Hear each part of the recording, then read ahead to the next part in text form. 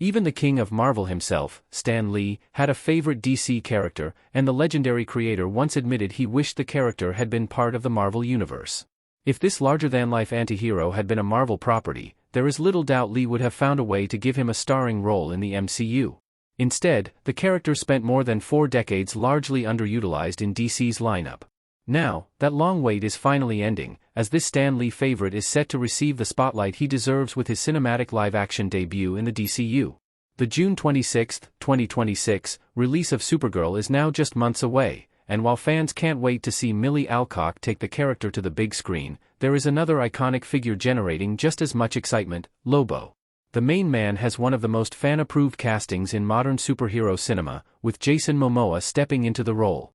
It would be hard to find a critic of this choice, as the casting feels almost like kismet. It is worth noting that while Supergirl, 2026, will mark Lobo's first cinematic live-action debut, the character's first live-action portrayal actually came earlier. Actor Emmett J. Scanlon played the intergalactic bounty hunter in the second season of the sci-fi series Krypton, 2018 to 2019. While that appearance was notable, Momoa's take on the character will unfold on a far grander scale, given that this debut is happening in a major theatrical release rather than on television. This cinematic introduction also marks DC finally giving the iconic character the limelight he deserves. A DCU debut of this scale likely would have caught Stan Lee's attention, especially considering Lee once revealed that Lobo was his favorite DC character and shared the opinion that DC never knew what to do with him. How DC's Lobo won the heart of Marvel legend Stan Lee. My favorite DC character is Lobo, Stan Lee. First appearing in Omega Men #3 and created by Roger Slifer and Keith Giffen, Lobo remains one of DC's wildest and most R-rated creations. The foul-mouthed and absurdly crude anti-villain is infamous for wiping out his entire race for fun and for being virtually immortal thanks to his healing factor and banishment from both heaven and hell. When it comes to lore, the main man easily stands out among DC's impressive roster of legendary characters. It is no surprise, then, that Lobo caught the attention of Stan Lee. In fact, it was the character's sheer vileness that initially drew Lee to him.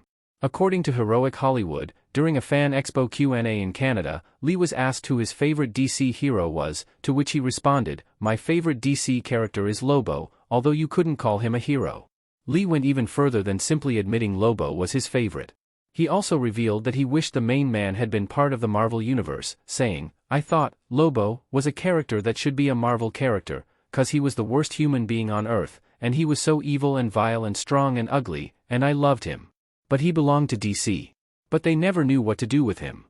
Lee's final remark, "DC never knew what to do with him," is particularly notable because it implies that Lee believed he did know how to use Lobo properly. That statement inevitably raises the question of what might have been if Lee had been guiding the character's comic appearances, or even shaping a version of Lobo for the MCU. Unfortunately, that is something fans will never get the chance to see. Another thing that will remain unknown is whether Stan Lee might have changed his mind about DC not knowing what to do with Lobo after seeing the upcoming Supergirl movie. With James Gunn at the helm, it seems more likely than ever that DC could finally be on the verge of unlocking the main man's true potential.